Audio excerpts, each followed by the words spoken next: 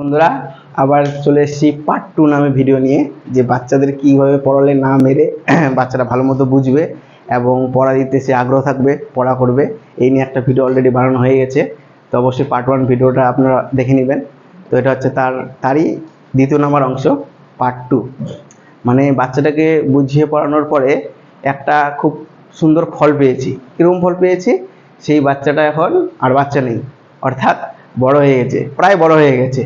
সেই ছেলেটা এখন কর্ণজোড়া উচ্চ বিদ্যালয়ের ক্লাস 10-এ পড়ে, কর্ণজোড়া উচ্চ বিদ্যালয়ের 10ম শ্রেণীর ছাত্র। তো সেটা দেখার পরে নিজেকে খুব ভালো ফিল হচ্ছে, মানে খুব ভালো লাগছে। আমাকে তো ভালো লাগছে, তার বাবা মাকে অর্থাৎ বাচ্চাটার গার্জেনকে খুব ভালো লাগছে, এবং সেই বাচ্চাটাও সামনে তার লাইফের সাকসেস দেখতে পাচ্ছে। তো এরকম অনেক উদাহরণ আছে।